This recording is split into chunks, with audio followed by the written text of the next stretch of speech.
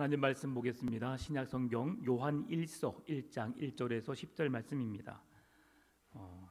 이제 계속해서 수요일 밤 예배는 요한 1서, 2서, 3서 말씀으로 계속 우리가 함께 말씀을 나누고자 합니다. 요한 1서 1장 1절에서 10절 한 절씩 교독하시면서 말씀을 받겠습니다. 태초부터 있는 생명의 말씀에 관하여는 우리가 들은 바요, 눈으로 본 바요, 자세히 보고 우리의 손으로 만진 바라.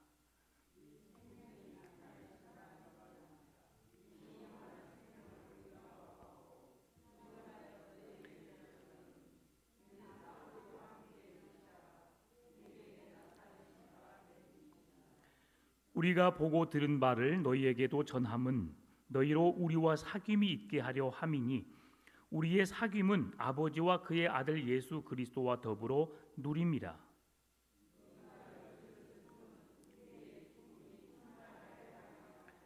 우리가 그에게서 듣고 너희에게 전하는 소식은 이것이니 곧 하나님은 빛이시라 그에게는 어둠이 조금도 없으시다는 것이니라.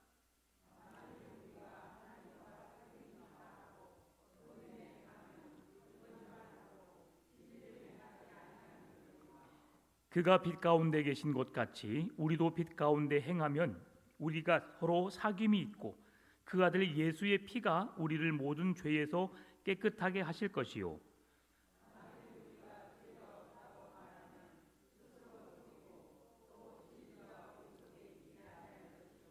만일 우리가 우리 죄를 자백하면 그는 미쁘시고 의로우사 우리 죄를 사하시며 우리를 모든 불의에서 깨끗하게 하실 것이요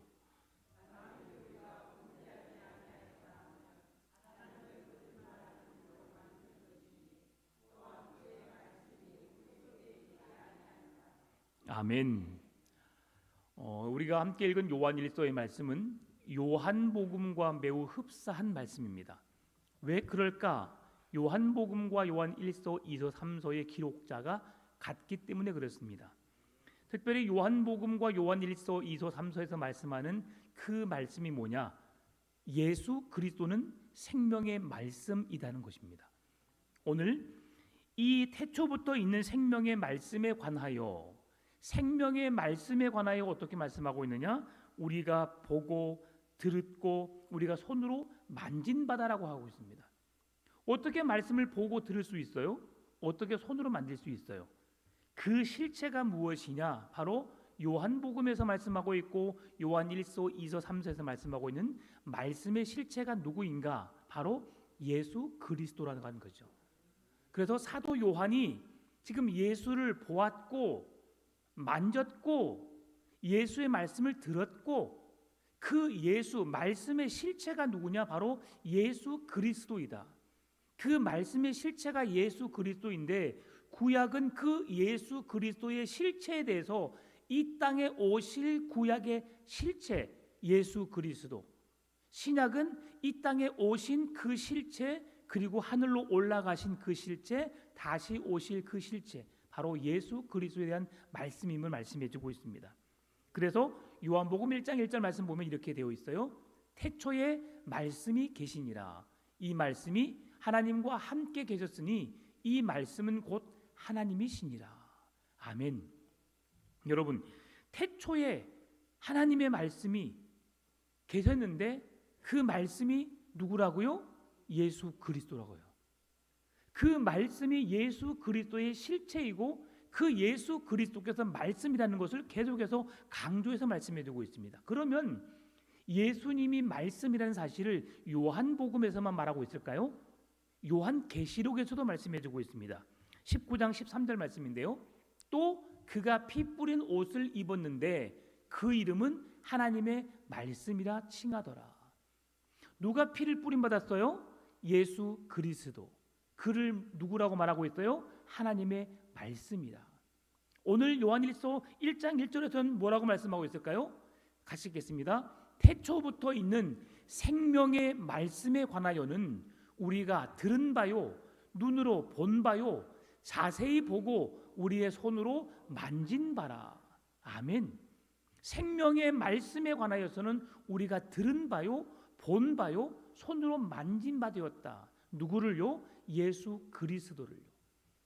그래서 오늘 우리에게 있어서 이 말씀이라고 하는 것이 신구약 성경에 걸쳐서 핵심 인물, 핵심 주제가 바로 하나님의 말씀이신 예수 그리스도라고 하는 것을 우리가 잘 알 수 있습니다.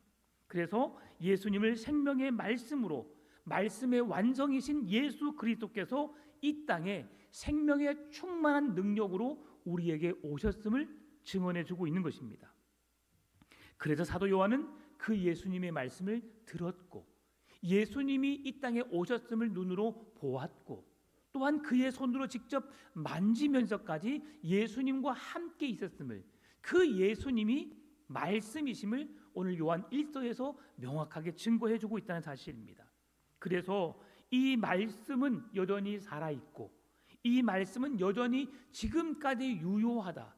예수 그리스도가 이 땅에 떠나서 우리와 함께 계시지 않지만 그럼에도 여전히 우리에게 말씀으로 다가오셨고, 말씀으로 임하고 계시고, 말씀으로 영원토록 함께 계심을 우리에게 보여주고 있다는 사실이죠. 여러분, 그래서 이 말씀을 읽고 말씀을 듣고 말씀을 보는 여러분의 신앙생활 속에 진짜 그 예수님을 만나는 은혜가 있기를 바랍니다. 말씀을 그래서 눈으로 보고 듣고 읽고 계속해서 말씀을 묵상하면서 그 말씀 속에 계신 우리가 예수님을 발견해내야 하는 것입니다. 이것이 신앙생활의 진짜 의미예요. 여러분, 금을 캐는 사람들이 땅을, 광산을 열심히 캡니다. 그런데 금에 가까운 색깔도 보이지 않아요. 여러분, 어떻게 될까요? 포기하고 싶지요. 여기는 금이 나오지 않나 봐. 포기하고 싶어요. 그런데 또 행여나 금이 나오면 어떡하지 하면서 계속 그 채굴을 해요. 그러다 보니까 뭐가 반짝 빛났어요. 그런데 유리 조각이에요. 그럼 한번 빛난 것으로 인해서 또다시 채굴하게 되어 있어요. 그러다 보니까 금이 발견된 거죠. 그래서 금맥을 찾아서 그들은 금을 발견하게 되었고, 금을 통해서 그들이 기쁨을 얻을 수 있었던 것처럼 오늘 우리는 하나님의 말씀을 통해서 말씀 속에 계시는 누구를 만나야 돼요? 예수님을 만나야 돼요. 말씀을 통해서 우리에게 보여주신 예수 그리스도를 통한 구원의 은혜가 우리에게 것으로 우리에게 임해야 한다는 사실이죠. 여러분, 내가 잘 되지 않으면, 내가 행복하지 않으면 다른 사람의 잘됨과 다른 사람의 행복이 우리에게 기쁨을 줘요, 안 줘요? 안 줘요. 오히려 우리의 마음을 더욱 불편하게 할 뿐이에요. 그래서 우리가 잘 돼야 합니다. 욕심 많은 것 같지만 아니에요. 우리가 잘 돼야지 우리가 그들에게 본을 보일 수 있는 거예요. 당시 1세기 사람들은 예수 그리스도의 성육신을 부인했어요. 그래서 예수 그리스도께서 이 땅에 성육신하셔서 하나님의 아들, 육체의 몸을 입고 오신 예수가 아니라 잠깐 영으로 왔다가 영으로 돌아가셨을 뿐이다라고 그렇게 예수 그리스도의 성육신을 부인하는 자들이 많습니다. 왜 그렇습니까? 그들이 예수님을 진짜 만나지 못했기 때문이에요. 이 말씀에 대해서는 내일 아침에 우리가 가룟 유다에 대해서 살펴볼 건데요, 거기에서 조금 더 자세하게 살펴볼 겁니다. 그가 예수님을 진짜 만났더라면 3년이라는 시간 동안 예수님의 제자로서 함께 살면서 함께 밥을 먹고 함께 지내면서 그가 하나님의 아들이신 참 구원자이신 하나님의 아들로 그가 믿었더라면 그가 예수를 파는 자가 되었을까? 그는 3년 동안 예수를 만나지 못했던 거예요. 하나님의 아들이신 구원자이신 예수 그리스도가 그의 곁에서 3년 동안 있었음에도 불구하고 신앙 생활을 했고 종교 행위를 했지 진짜 그에게 믿음은 없었던 거죠. 그러니까 그 예수를 판 거예요. 오늘 여러분의 신앙 속에 이런 맹목적인, 아니면 정말 허물만 드러날 뿐 우리의 내속 진실성이 없고 겉으로만 왔다 갔다 맴돌다가 끝나는 신앙생활이 되지 않기를 바랍니다. 우리가 이곳에 몸담아 있고 우리가 머물러 있는 그곳에 하나님이 역사하시고 하나님의 실체이신 말씀이신 예수 그리스도의 은혜가 넘치는 그런 은혜의 삶을 살아내시기를 바랍니다. 오늘 요한이 지금 강조하고 있는 게 바로 그거예요. 예수 그리스도, 말씀이신 예수 그리스도 안에 거하느냐, 아니면 말씀이신 예수 그리스도 밖에 거하느냐. 그렇다면 계속해서 이걸 살펴볼 건데, 말씀이신 예수 그리스도 안에 살아가는 우리의 실체가 무엇이어야 하느냐. 그래서 요한일서 5장에서 그런 말들을 계속 이어가는 거예요. 여러분, 다음 주에 성경 암송대를 합니다. 그렇죠? 그냥 이 말씀을 글자로 읽지 않기를 바랍니다. 글자로 읽지 않기를 바라고 하나님의 말씀으로 읽고 하나님의 말씀으로 이해하고 그 말씀 속에서 예수님을 만나는 은혜가 있기를 바랍니다. 이래야 돼요. 어떤 우리가 행사로 마치는 것이 아니라 그 말씀을 묵상하면서 주님을 깊이 만나게 되고 그 말씀을 깨달음으로 인해서 우리의 삶이 변화되고 우리가 주 앞에 더 올바르게 서는 그런 굳건한 믿음, 신실한 믿음으로 서야 한다는 사실이죠. 그래서 오늘 이 예수 그리스도가 육신의 몸으로 임하지 않았다고 말하는 그들의 모습, 그들은 오직 예수님이 하늘에 계셔야 할 분이고 이 땅에 오셔서는 안 될 분이라고 생각하면서 많은 이들의 혼란스럽게 만들어버렸던 그들이에요. 이들을 향해서 거짓 교사들이었다고 할 수 있습니다. 하나님의 진리의 말씀을 왜곡시키고 그 말씀을 잘못 이해시킴으로 그들로 하여금 하나님을 믿지 못하도록 만드는 자들, 이들이 바로 초대교회의 많은 거짓 교사들을 통해서 믿는 자들을 혼란스럽게 하고 힘들게 했던 자들이 많았다는 것을 우리가 볼 수 있습니다. 이러한 망상은 오늘 우리의 주변에도 자주 드러나곤 합니다. 믿음이 있는 것처럼 열심히 믿음 생활을 한 것처럼 보였습니다. 그런데 나중에 가서 헛소리하는 사람들이 얼마나 많은지 몰라요. 이들은 예수 그리스도를 믿은 것이 아니라 종교의 행위를 한 거예요. 종교의 행위라고 하는 것은 불교나 유교나 도교나 힌두교나 다른 이방 종교와 똑같은 행위를 하는 거예요. 그 행위를 하는 자에게 구원이 선물로 주어져요, 안 주어져요? 없어요, 여러분. 유일하게 구원은 어디에만 있어요? 기독교에만 있어요. 왜요? 기독교 종교가 참 진리의 종교요, 참 구원의 종교이기 때문에. 그래서 우리가 여기에 목숨을 거는 거예요. 그곳에 생명이 있음을 알고 참 생명이신, 참 부활이신 예수 그리스도를 보고 믿고 따르는 거예요. 여러분, 종교 행위로 멈추는 신앙이 되지 않기를 바랍니다.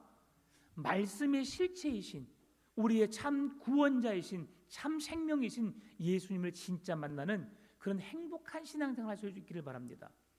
여러분, 보배를 발견하면 여러분의 마음이 어떨까요? 집에 숨겨놨던 금 뭐예요? 이게 손바닥 말하는 거 뭐라 그래요? 예? 한 돈이 아니고 뭐라 그래요? 한 양인 거예요. 한 양을 발견했어요, 여러분. 여러분 마음이 어떨 것 같아요? 아휴, 이거 한 양 이거 발견했네. 이거 어디 있었어, 여러분? 그래요? 한 양이면 겁나 비쌉니다. 한 돈이 240g인가? 한 돈이 몇 g이죠? 3.75g이래요. 근데 한 양은 1kg. 그러면 여러분 3.75g이 모르겠어요. 잠깐 한 돈의 금액이 100만 원이 넘는데 한 양이면 몇 천만 원이에요. 한 양이면.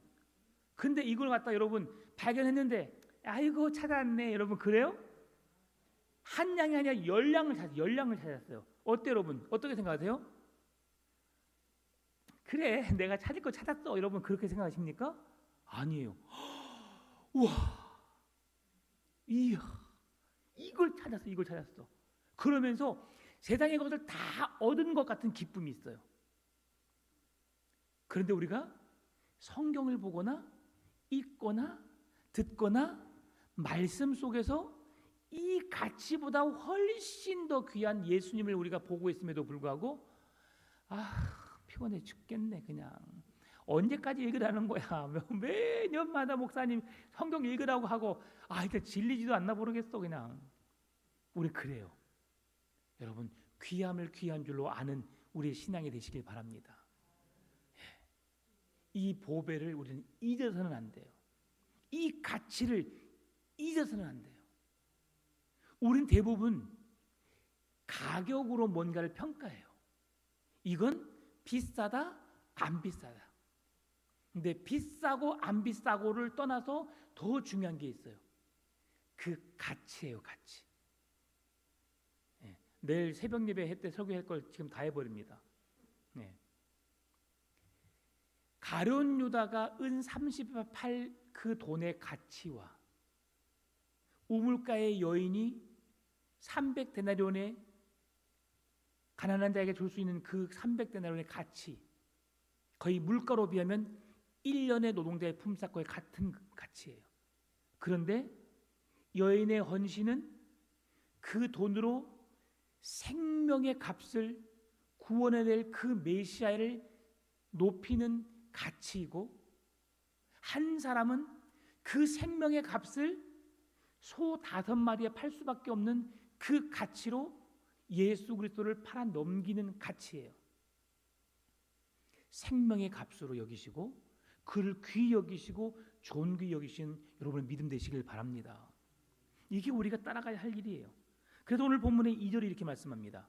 이 생명이 나타난 바 된지라. 이 영원한 생명을 우리가 보았고 증언하여 너희에게 전하노니 이는 아버지와 함께 계시다가 우리에게 나타나신 바 된 이시니라. 예수 그리스도가 어디에 계셨다고요?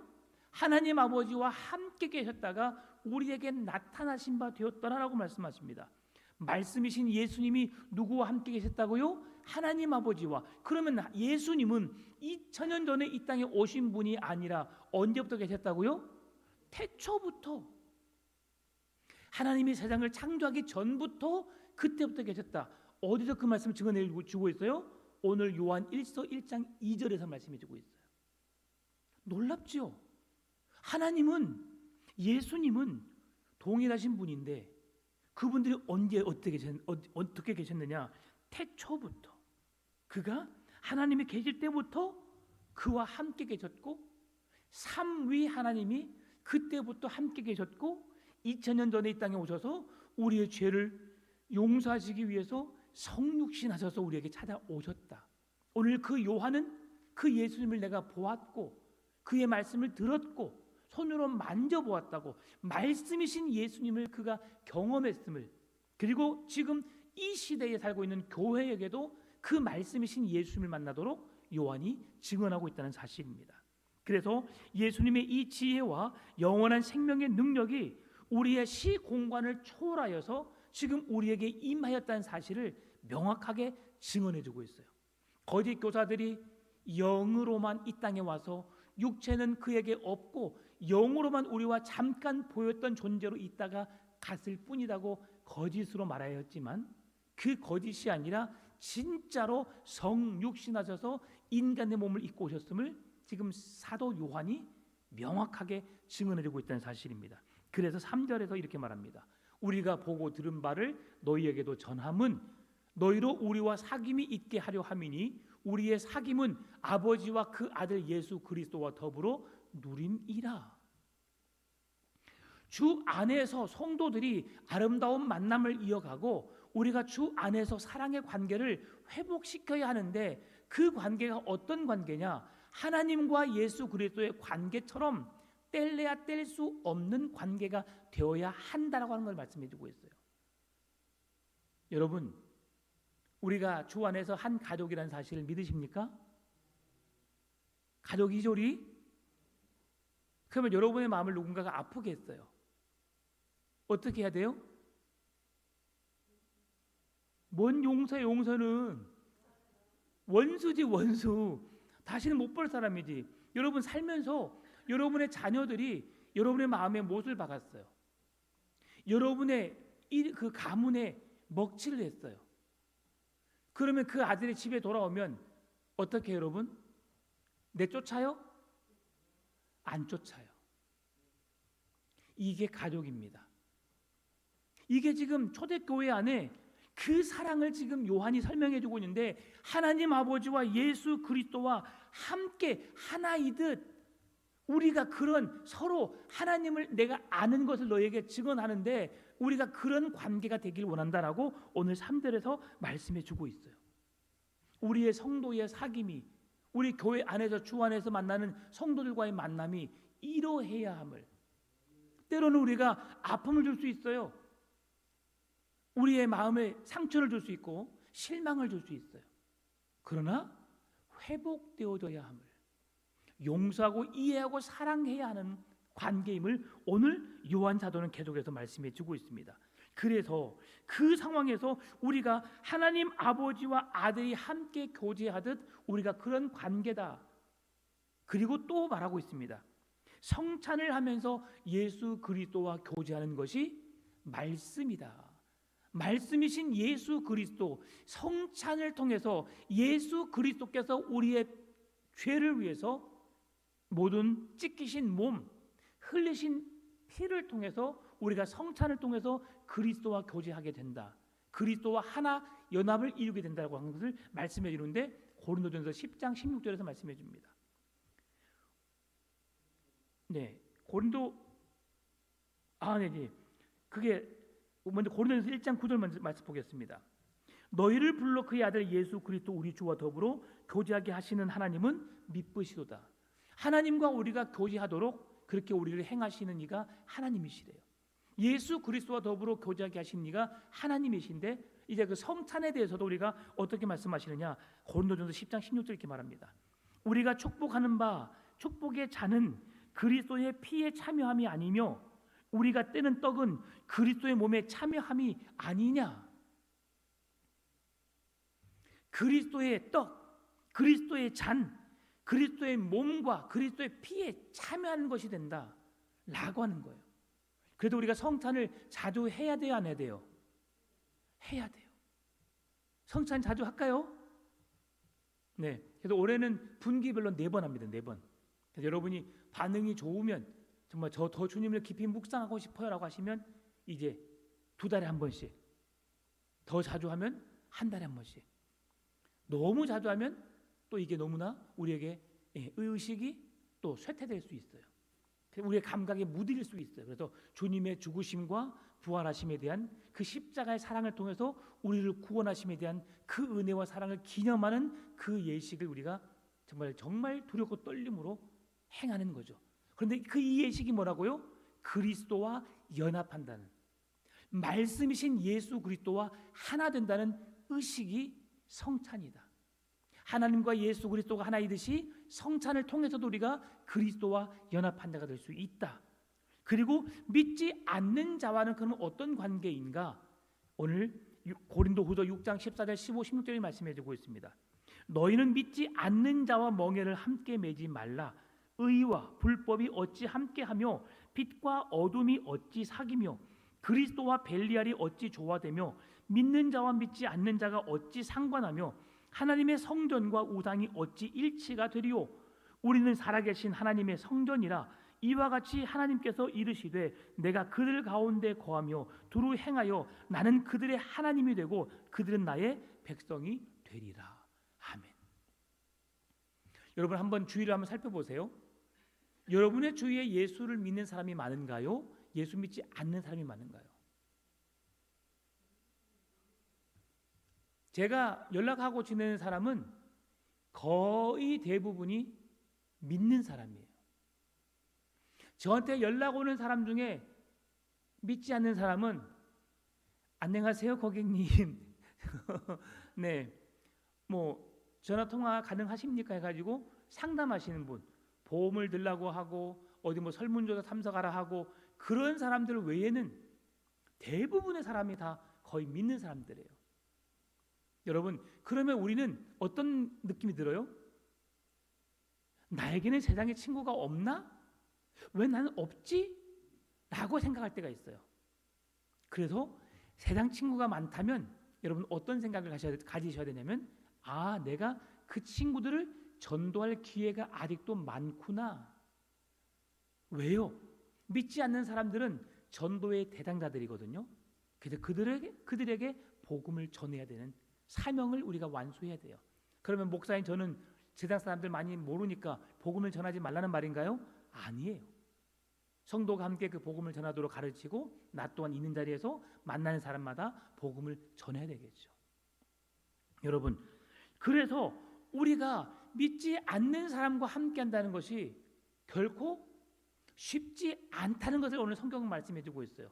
믿지 않는 사람들을 무시하라는 말이 아니에요. 그들과 함께 교제하거나 거래하지 말라는 말이 아니에요. 세상 속에 살고 있지만 그들의 생각과 우리의 생각이 다르기 때문에 계속 만나다 보면 결국은 살아가는 방법이 달라요. 세상 사람들의 가치는 어디에 있을까요?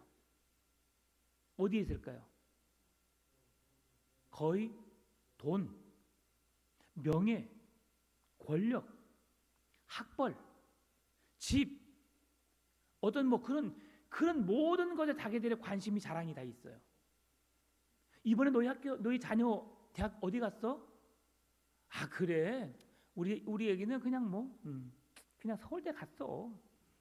서울대 의대 그냥 장학금 받았다고 하대. 아, 여러분, 세상 사람들은 그렇게 이야기해요. 그냥 자랑이 아닌 것처럼 이야기하지만 다 자랑이에요. 아, 이번에 저기 아파트 한 얼마 20억짜리 나왔는데 그거 그냥 하나 샀어. 이야기거리가 다 그런 이야기예요. 우리 아들이 회사 들어갔는데 연봉이 10억이래. 아, 그냥 그래서 용돈 한 1,000만 원씩 받고 있어. 아, 이게 실제가 아닙니다. 근데 대부분 그렇다는 거, 세상 사람들 기준이. 더 안 좋으면 어제 누구랑 만났고 술 한잔 했고 어디 가서 놀다 왔고, 이거 세상 사람들의 이야기 속의 하나예요. 근데 우리 믿는 사람들은 그렇게 열심히 살고 있지만 그런 이야기에 별로 관심이 없어요. 함께 어려움을, 아픔을 나누고 이야기하고 기도하면서 함께 품어주고 함께 한 가족 공동체임을 그렇게 이해하면서 아픔은 나눠서 반으로 줄이고 기쁨은 나눠서 배로 늘려주는 그런 공동체죠. 교인들이 잘 되면 여러분 배 아파 안 아파요? 배 아파요? 네. 근데 우리 시동생이 잘 된다면 배 아파 안 아파요? 안 아픈 사람은 성인군자입니다. 네. 그래, 근데 다 좋은 일이에요. 저도 전혀 배 안 아파요. 배 안 아파요. 그게 사랑이에요. 그게 교회 안에서 우리가 나중에 제가 이걸 구체적으로 설명을 잘 못 드려서 죄송한데 이제 나중에 이야기하다 보면 알 겁니다. 아, 세상 사람들과 맞지 않다는 게 이런 이유 때문이구나. 괜히 하면 할수록 내 마음이 아프고 불편하고 괴로워요. 그런데 주 안에서 이야기하다 보면 같이 눈물을 흘리고 같이 기도하고 같이 그렇게 하다 보면 힘이 나고 오늘 불편한 일이 있어서도 내일 또 보고 싶고 또 함께 하고 싶고 그래요. 이게 주 안에 있는 우리의 은혜스러운 만남이에요. 그래서 오늘 본문의 4절에서 이렇게 말합니다. 내가 내 자녀들이 진리 안에서 행한다함을 듣는 것보다 더 기쁜 일이 없도다. 이 세상에서 가장 기쁜 소식이 뭐라고요? 내 자녀들이 진리 안에서 행한다는 말. 여러분들 부담스럽잖아요. 제가 지금까지 와서 빠지지 않는 기도가 뭐냐면 우리의 모든 자자손손이 믿음의 기업을 잇는 기도예요. 예수 그리스도의 품으로 나와서 하나님을 예배하고 엄마 아빠가 앉아있는 자리에 나와서 함께 기도하고 예배하는 자리. 네, 여러 가지 이유가 있겠지만 제가 가장 마음 아파했던 사람 중에 한 사람이 우리 김병자 권사님이셨어요. 우리 교회에 엄청나게 기도의 일꾼이셨죠. 새벽이면 교회가 떠나갈 정도로 쩌렁쩌렁하게 기도했던 권사님이셨어요. 그리고 제가 그 딸에게 그렇게 말했어요. 집사님, 어머니가 앉은 자리가 그 하나님께 올려드리는 기도의 자리였는데 집사님이 그 기도의 자리를 지켰으면 좋겠어요. 그런데 직장이 3교대다 보니까 주야간이 계속 틀어져요. 그래서 한 달에 한 번 정도만 주일날 쉰대요. 근데 그때도 나오려고 하는데 쉽지 않대요. 근데 그 집사님이 매일 새벽마다 늘 말씀을 들어요. 여러분 기도해 주세요. 그 딸이 다시 예배 자리로 회복해서 하나님 앞에서 온전한 예배를 드릴 수 있는 그런 날이 속히 오게 달라고. 여러분의 자녀들이 지금 믿음은 갖고 있어요. 예수를 믿어요. 그런데 교회로 자리를 옮기지 않는 자녀들이 있어요. 여러분, 그들이 자리로 나와야 돼요. 이게 주님이 원하시는 교회고, 우리 교회에 비전이 있으려면 지금 우리 다음 세대 아이들이 교회에 지금 앉아 있어야 돼요. 여러분, 주일날 예배 드릴 때 보세요. 주일을 보시면 다, 오늘도 보세요. 우리 하영이 외에는 평균 연령대가 68세예요. 우리 교회가 그렇습니다. 지금 제가 그 정도는 찍은 겁니다. 지금 그 정도 될 것 같아요. 그런데요, 그 연령이 높다 낮다가 문제가 아니라 우리의 신앙을 이어받을 우리의 다음 세대가 이 교회에 있어야만 하나님의 나라가 확장되어집니다. 여러분, 그 일에 목숨을 걸고 자녀들을 신앙 안에 이끌고 교회로 나올 수 있도록 이끌어 주시기 바랍니다. 왜요? 오늘 본문이 분명 말합니다. 내 자녀같이 진리 안에서 행한다 하는 그 말을 듣는 것보다 더 기쁜 일이 없도다.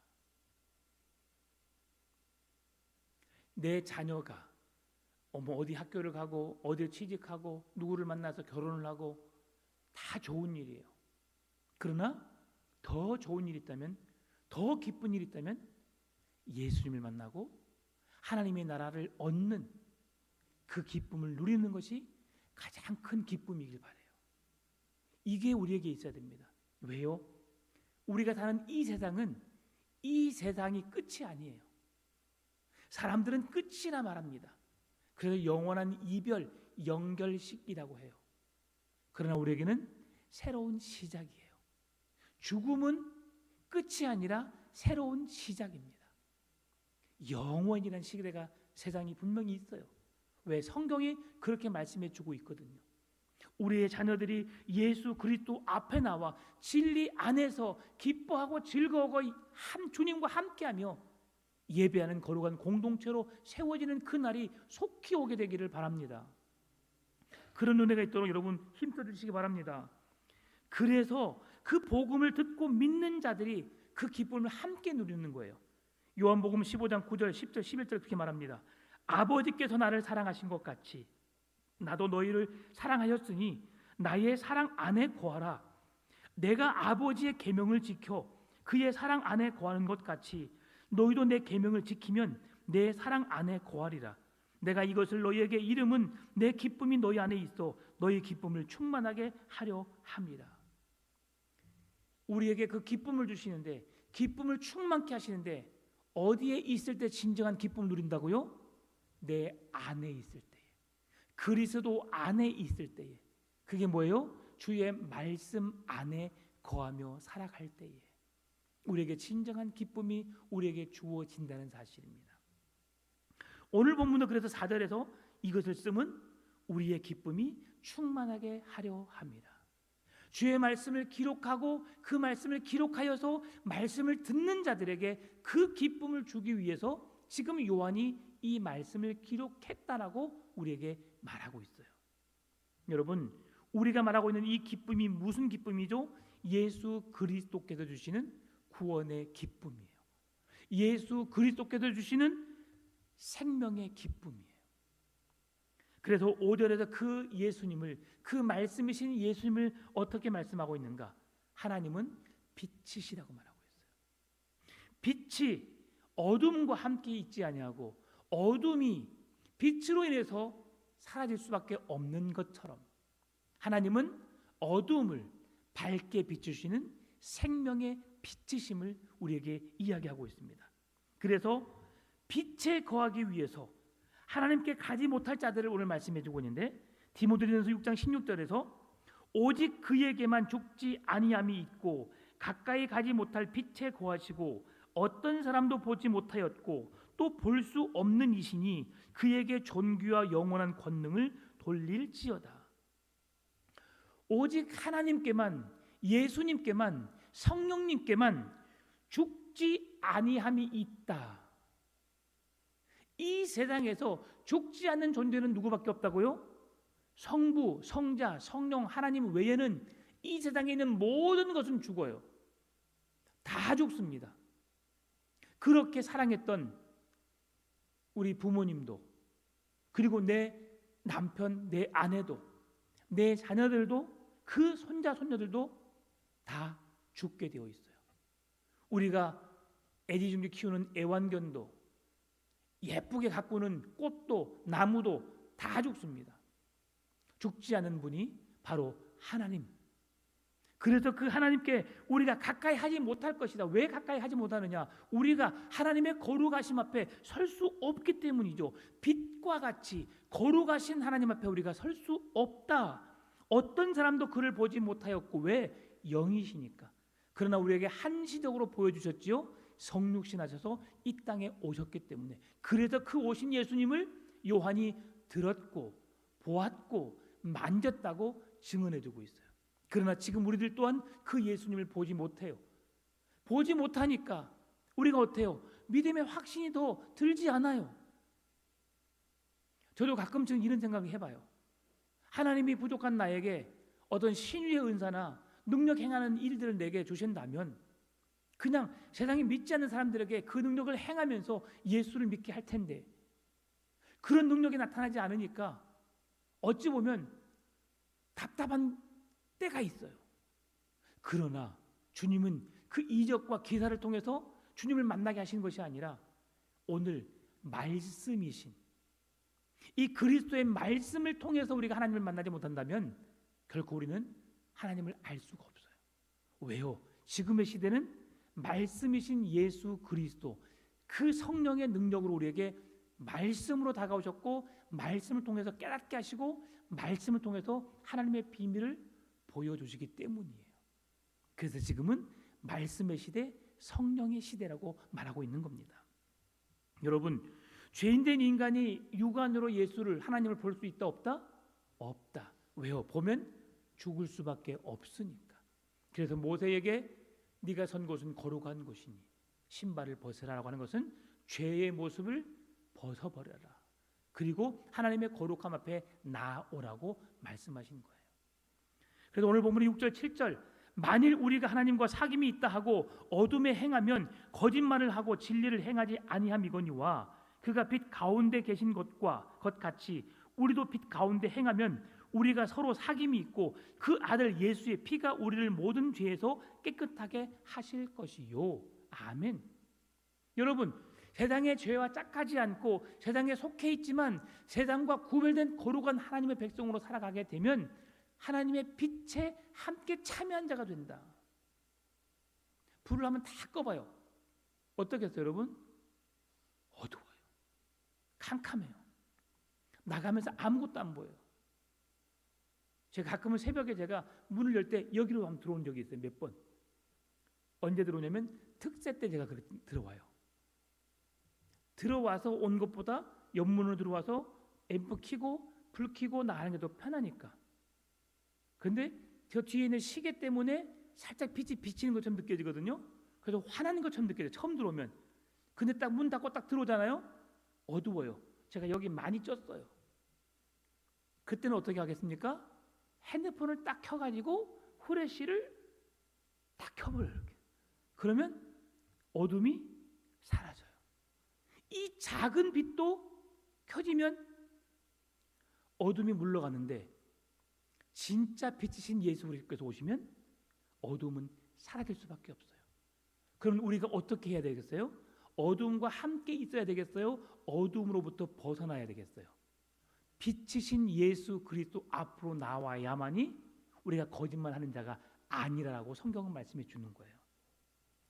빛 대신 예수님을 통해서 내 어둠을 발견하게 되면 우리는 그 즉시 즉각적으로 예수 그리스도의 피를 의지하여서 회개해야 합니다. 회개가 우리의 어둠을 물리치는 가장 최고의 방법이에요. 하나님이 우리에게 주신 예수 그리스도와 동행할 수 있는, 그와 연합하여 함께할 수 있는 가장 좋은 방법이 뭐냐? 예수 그리스도의 이름으로 회개하는 거예요. 주 예수 그리스도를 믿고 그 이름으로 기도하는 거죠. 그런 자들에게 하나님은 죄로부터 구별된 깨끗한 백성이 되게 하시겠다고 말씀하시는 거예요. 그래서 8절에서 우리가 죄가 없다고 말하면 스스로 속이고 또 진리가 우리 속에 있지 아니할 것이요. 우리가 거짓말한다. 죄가 없다고 하는 것은 우리가 진리를 속이고 우리가 진리 안에 없다. 그래서 우리는 거짓말하는 것은 안 돼요. 왜? 거짓말은 사탄의 속성이에요. 요한계시록 12장 9절 상반절 보니까 큰 용이 내쫓기니 옛뱀 곧 마귀라고도 하고 사탄이라고도 하며 온 천하를 꿰는 자라. 거짓말하는 자는 마귀에게 속한 자예요. 사탄에게 속한 자예요. 그러나 우리 인간들은 본질적으로 죄를 지을 수밖에 없고 거짓말할 수밖에 없어요. 그래서 말씀 앞에 서서 우리의 죄성을 계속해서 어떻게 해야 돼요? 버려야 돼요.